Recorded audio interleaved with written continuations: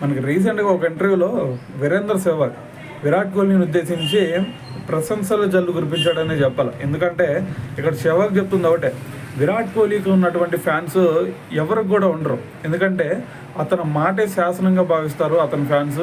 So దాని తర్వాత దీనికి ఒక 2 ఇన్సిడెంట్లు కూడా చెప్తాను అని చెప్పేసి ఒక 2 ఇన్సిడెంట్లు చెప్పాడు. అదేంటంటే మనకి ఇది స్టీవ్ స్మిత్ నిషేధానికి గురైన తర్వాత మళ్ళీ రీఎంట్రీ ఇచ్చాడు కదా.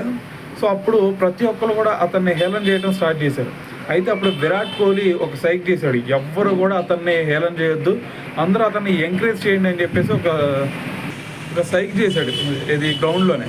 సో దాని తర్వాత అందరూ కూడా దాన్ని స్టాప్ చేసి తనని ఎంకరేజ్ చేయడం స్టార్ట్ చేశారు. సో ఇటువంటి సినారీనే మళ్ళీ మనకి 2023 ఓడి వరల్డ్ కప్ నవీన్ ఉల్-హక్ విషయంలో కూడా సేమ్ ఇదే విధంగా జరిగింది. సో అప్పుడు కూడా అతను కూడా హేళన చేయడం స్టార్ట్ చేసి అప్పుడు కూడా విరాట్ కోహ్లీ ఇదే విధంగా రెస్పాండ్ అయ్యాడు, ఎవ్వరు కూడా ఈ విధంగా చేయొద్దు, అందరూ కూడా అతన్ని ఎంకరేజ్ చేయండి అంటే ప్రతి ఒక్కరు కూడా ఇక అప్పటి నుంచి అతన్ని హేళన చేయడం స్టాప్ చేశారు.